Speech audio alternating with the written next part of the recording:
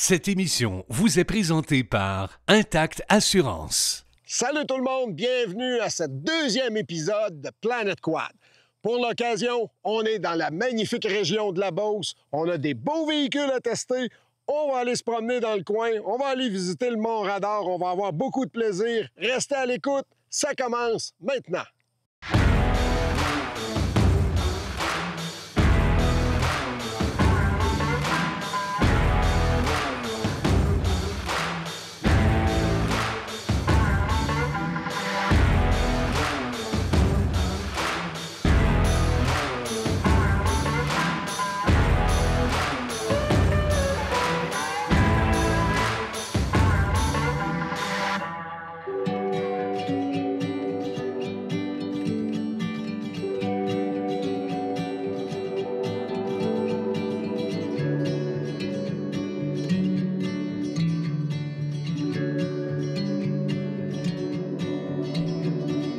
On part de Saint-Victor, puis dès qu'on entre dans les sentiers, on voit tout de suite pourquoi que les quadistes trippent sur la Beauce.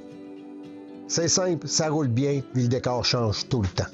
T'as des sections plus rapides, d'autres plus serrées dans le bois, où on prend ça relax.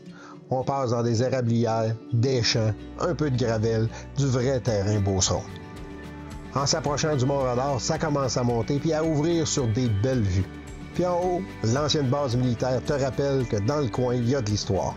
C'est un beau spot pour arrêter, souffler un peu, puis juste apprécier la ride qu'on vient de se taper.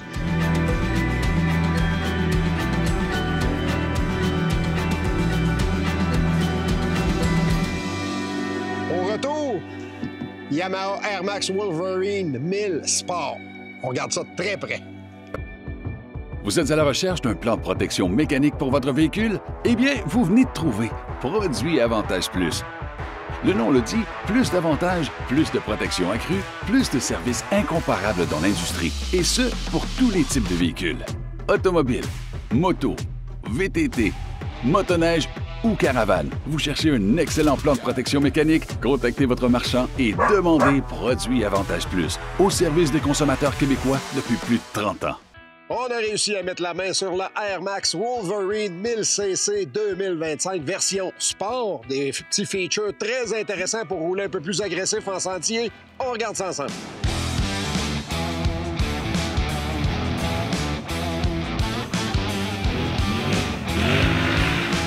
La grosse nouveauté du côté du Air Max pour 2025, la version sport, se situe vraiment ici.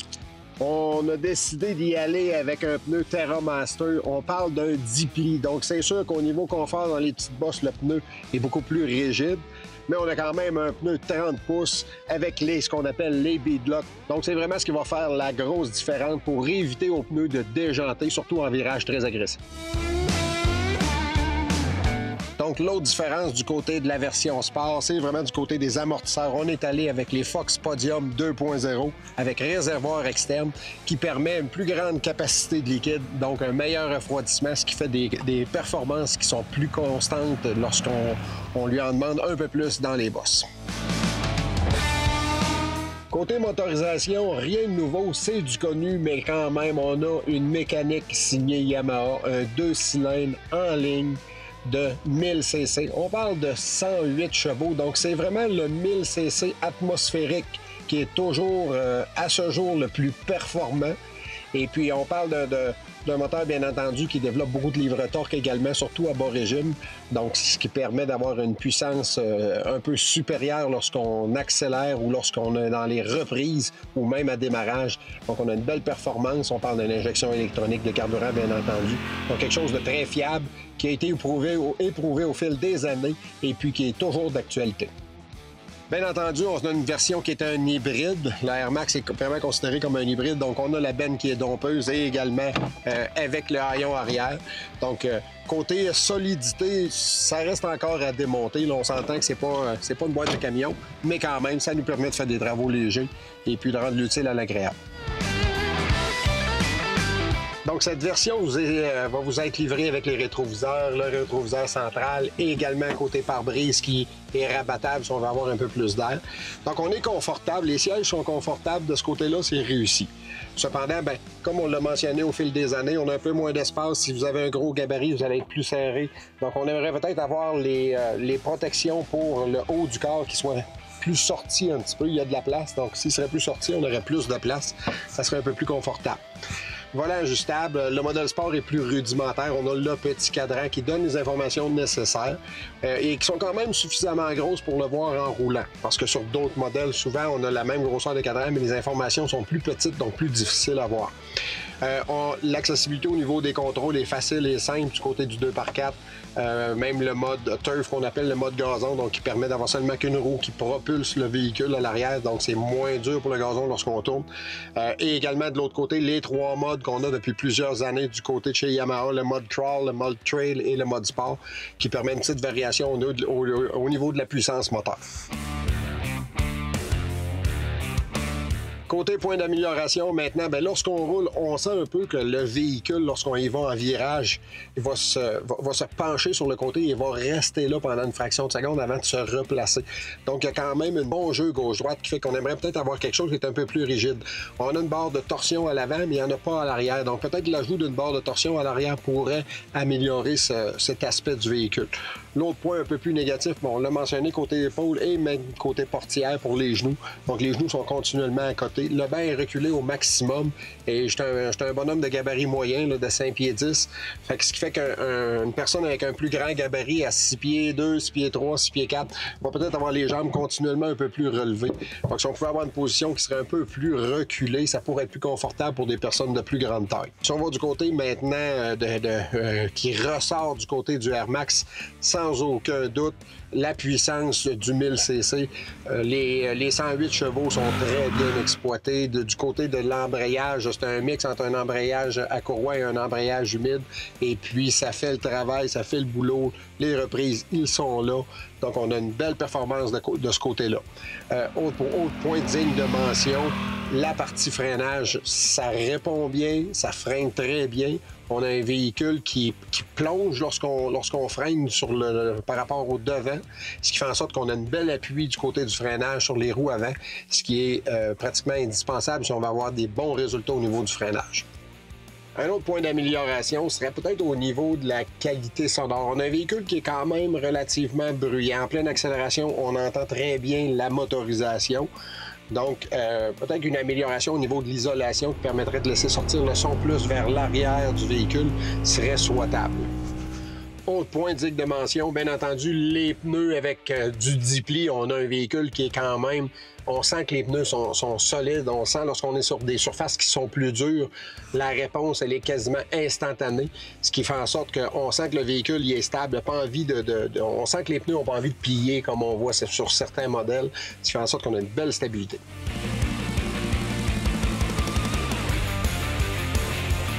Donc, comme vous pouvez le constater, on a quand même une facilité à embarquer et sortir, bien que c'est un modèle qui est axé vraiment 50-50.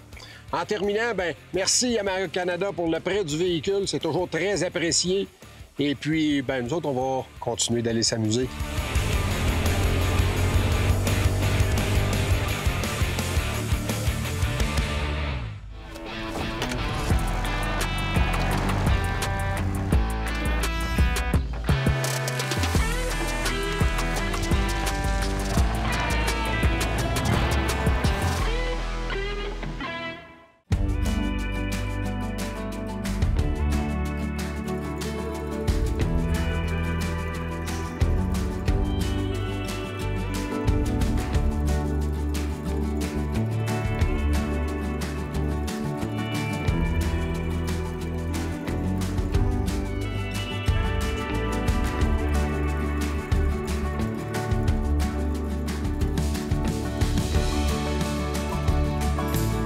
Nous voilà enfin arrivés au fameux Mont-Radar qui est bien connu des gens de la région, surtout les motoneigistes et les quadistes. Et ça a toute une historique derrière tout ça. On regarde ça. Niché à Saint-Sylvestre, dans les Appalaches, le Mont-Radar, autrefois appelé Mont-Sainte-Marguerite, abrite les vestiges d'une ancienne station militaire canadienne. Construite au début des années 50, en pleine guerre froide, cette base faisait partie du réseau de défense nord-américain conçu pour détecter d'éventuelles attaques soviétiques. Perchée à près de 700 mètres d'altitude, elle comprenait non seulement un radar, un bunker, mais aussi tout un petit village entièrement autonome. Logements, écoles, églises, épiceries et même une piscine. Après à peine 10 ans d'activité, la station a été désaffectée en 1964, remplacée par des systèmes plus modernes. Aujourd'hui, le site du Mont Radar a retrouvé la tranquillité. Il est devenu une base de plein air où l'on peut marcher, camper ou pratiquer diverses activités, et ce, 4 saisons. Un lieu où nature et mémoire cohabitent, rappelant qu'ainsi, la montagne a déjà servi à surveiller le ciel. Imaginez 33 000 km de sentiers balisés à découvrir en quad au Québec, en couple, en famille ou entre amis. L'évasion totale, parsemée de découvertes, d'espaces, de paysages uniques, de moments pour vous retrouver, pour redécouvrir le vrai sens de la vie, de la liberté. Partir en quad, c'est vivre vos vacances où celles des autres s'arrêtent.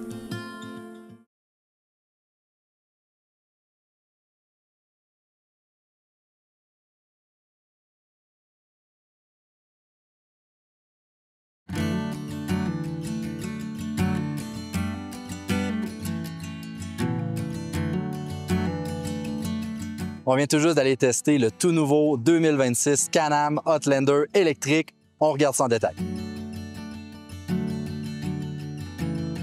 Tout d'abord, au niveau du look, on a bien sûr la plateforme G3, mais BRP a décidé de vraiment d'y donner une touche spécifique, une signature lumineuse. Donc, on voit une ligne Odell au niveau de la partie supérieure. On a une couleur qui est unique. On a aussi une calandre qui a été spécialement désignée pour la version électrique. Donc, quand on roule en sentier, on s'en rend compte tout de suite au premier regard. Deuxième chose, bien, quand on roule avec le véhicule, il n'y a aucun son. Donc, les seuls sons qu'on entend, bien sûr, c'est les roues sur la gravelle, sur le terrain, quelques craquements de branches. Donc, on a le droit à une toute nouvelle expérience de conduite. On fait vraiment un avec l'environnement, puis c'est ce que le VTT électrique amène. Can-Am, ils ont bien pris le temps de nous expliquer que le véhicule, c'est pas un véhicule qui est typiquement fait pour le sentier. C'est un véhicule de moyenne cylindrée, moyen gabarit, qui est avant tout fait pour un aspect utilitaire. Donc, quand on vient travailler sur la ferme, comme au ranch qu'on a ici, on a eu la chance de pouvoir tirer des troncs d'arbres, passer la herse pour venir niveler le terrain. C'est vraiment là que le véhicule performe. Quand je dis performer, on a un moteur électrique, on parle du Rotax e-Power. On a un 47 chevaux, 35 kW, 53 livres-pieds de couple. Donc, c'est un véhicule qui, à basse vitesse, la réponse est instantanée. Donc, on vient juste peser sur l'accélérateur, puis on a une délivrée de puissance maximale instantanément. On n'a pas besoin d'attendre la courbe de puissance comme un moteur à combustion interne. On parle d'aller jusqu'à un 80 km d'autonomie. Can-Am préfère dire environ un 50 km, donc un 30 miles. C'est pas mal ce qu'on a pu observer aujourd'hui. Puis en plus, quand on va aller avec le mode plus sport, même on va réduire cette autonomie-là. Bien sûr, un gentleman farmer, quelqu'un qui travaille dans un aspect commercial ou sur son terrain privé, ou même encore mieux, quand on va aller à la chasse, donc on le voit, là, on a un beau gun rack dessus, on va à basse vitesse, on fait pas beaucoup de distance non plus, on s'en va à notre spot, on fait ce qu'on a à faire, on vient sur l'heure du dîner ou le soir, puis la plupart du temps, on n'a même pas fait un 30 km, donc c'est vraiment ce segment de marché-là que Can-Am essaye de viser avec ce véhicule-là. On a eu la chance précédemment de tester les motos électriques, donc on a exactement la même batterie, le même moteur Rotax e-Power. La chose qui est vraiment différente du côté du 4 roues, c'est qu'on est venu mettre une boîte de vitesse, donc on peut avoir des rapports qui sont low, des rapports qui sont high, donc dépendamment de ce qu'on fait comme travail, où on va aller rouler à des espaces un peu plus ouverts, on vient vraiment optimiser les performances puis aussi l'autonomie de la batterie. Aspect fort de la plateforme G3, bien sûr, c'est les rangements qui sont déjà intégrés. Qualité de finition, on n'a pas besoin d'en parler, c'est vraiment impeccable. Donc, très grands espaces de rangement à l'avant. On en a un aussi au niveau du siège entre les jambes, donc on est capable de venir mettre son cellulaire. On a du branchement 12 volts avec les USB-C, USB standard. Beaucoup de place mettre son portefeuille. On a un espace à l'arrière, on peut venir différents systèmes d'attache-ligne, des cargo box. On a un support à fusil ici, donc dans un aspect chasse, c'est idéal. Au total, on parle de plus de 120 accessoires qui sont disponibles sur la plateforme G3. C'est vraiment un des points forts de Can-Am, on le sait. Puis ça fait un véhicule qui est très configurable, qui devient extrêmement polyvalent dépendamment de ce qu'on veut faire avec. En terminant, je pense que Can-Am a fait un super de beau travail pour amener le tout premier VTT électrique. On a un véhicule qui est solide, qui est bien positionné dans un marché de mid-size de travail. Donc, je le répète, on parle de moyenne cylindrée, on parle de quelque chose qui est fait pour travailler. Donc, si vous voulez faire du sentier, c'est pas le bon VTT pour vous, mais dès que vous avez un terrain, vous avez envie de travailler dessus, vous voulez avoir une machine qui est silencieuse, qui offre une expérience différente, le 2026 Can-Am Outlander électrique, c'est possiblement votre prochain. En terminant aussi, on voudrait remercier Can-Am pour l'invitation spéciale ici au Wyoming pour venir tester les VTT 2026. Si vous voulez plus d'informations, allez voir leur site web et suivez-nous sur les réseaux sociaux pour ne rien manquer. Ce sentiment est enraciné en nous. Un appel à utiliser nos outils, à les expérimenter et à redéfinir nos limites. Sachant qu'avant tout, le temps est notre ressource la plus précieuse. Vous l'avez demandé, nous l'avons fait. CF Moto présente sa toute nouvelle génération de véhicules tout-terrain. Comme vous le savez, chez Planète Quad, on aime préparer la relève. On touche au segment jeunesse. Et puis, Steve, papy, père de famille, on sait que c'est hyper important d'être très sécuritaire avec ces bolides-là. Mais là, on en teste un nouveau. On teste le CF Moto. Et, ça fait une couple d'années. Jesse, à tous les années, là, il vieillit. Fait qu'on a commencé avec un 50, un 70.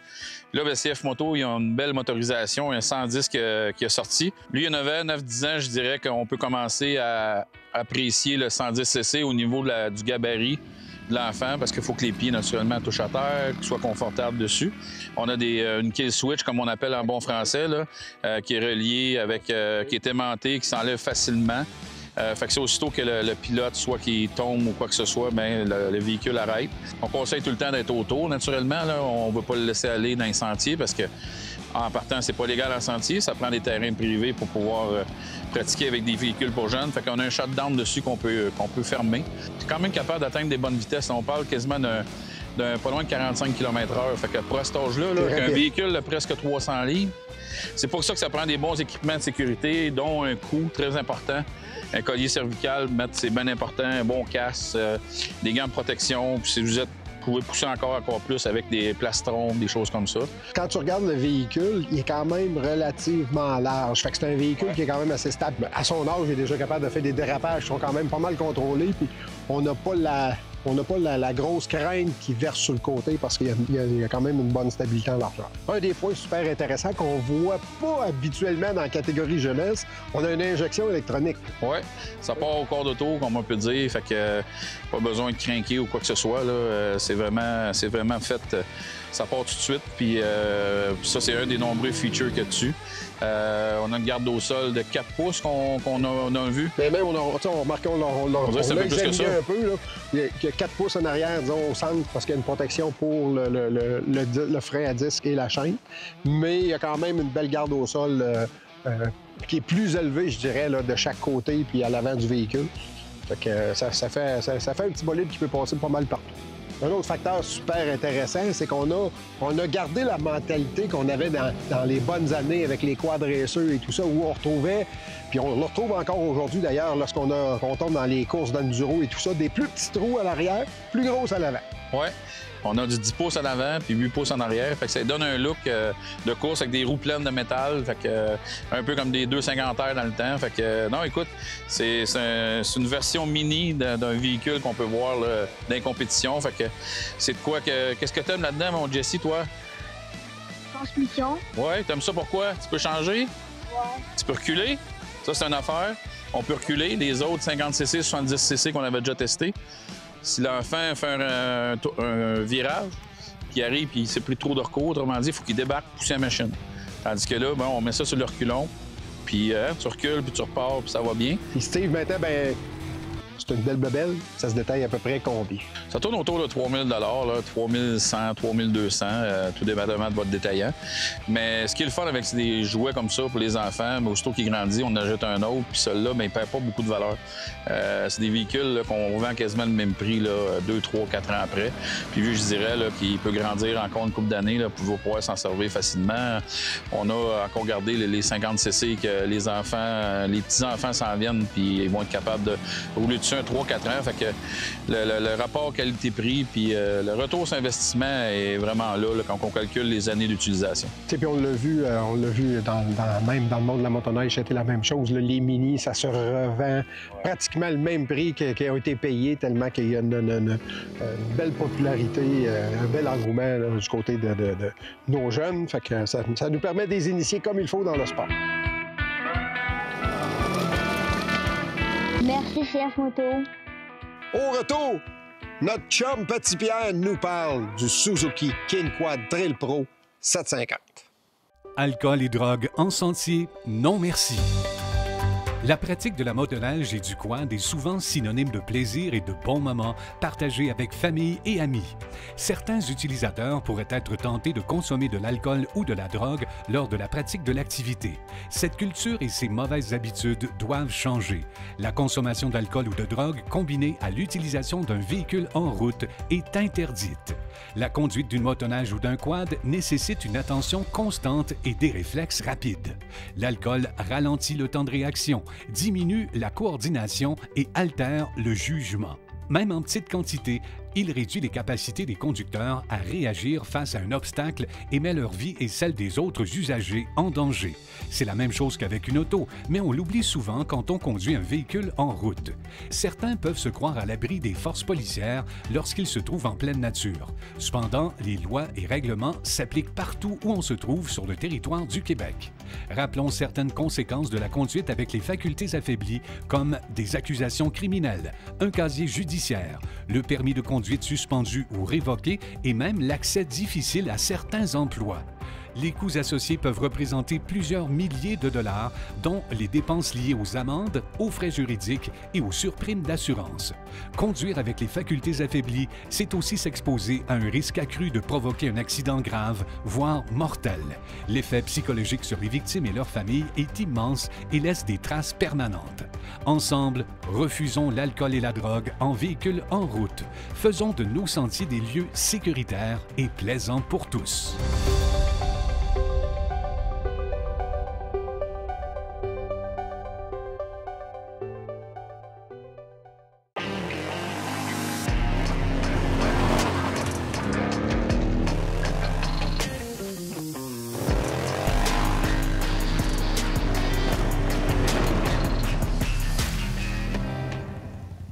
Bonjour la gang de Planète Quad. Aujourd'hui, on va vous parler d'une machine qui roule depuis des lunes dans les sentiers, le Suzuki King Quad 750 2025.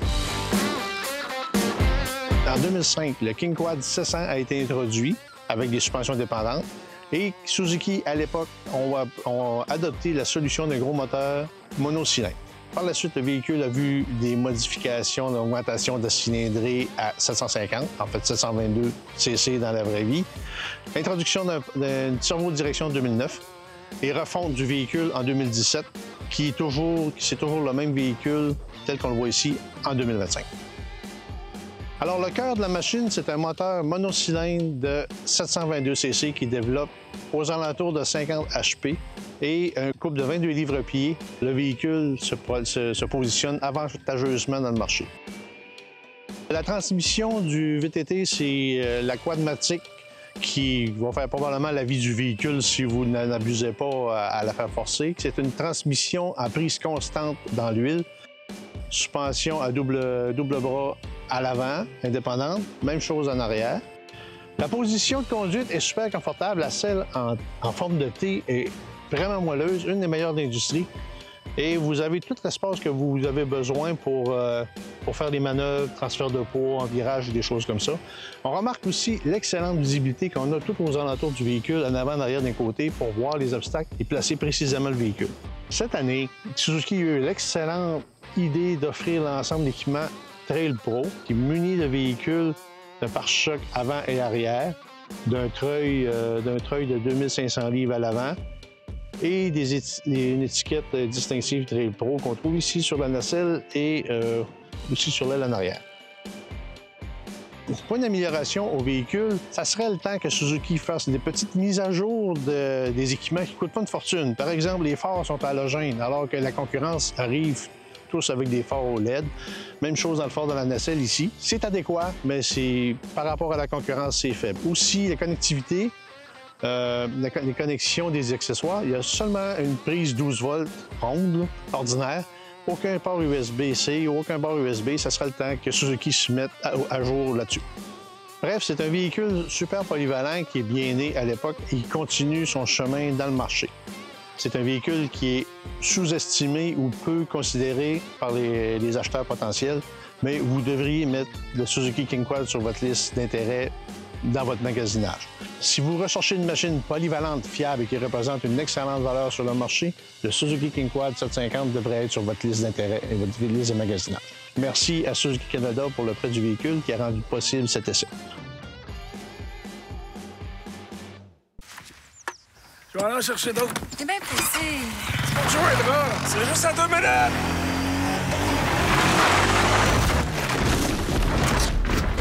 Tu ne veux pas que ce soit tes dernières paroles. Garde ta passion en vie.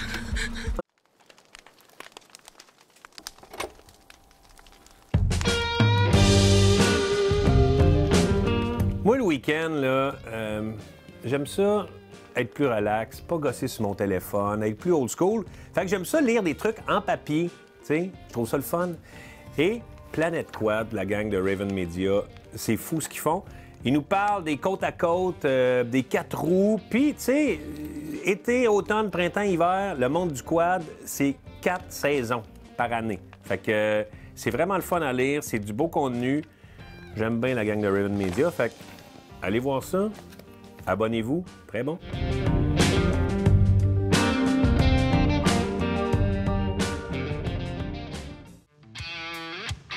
Procurez-vous le magazine Planète Quad, la référence dans le domaine du quad au Québec.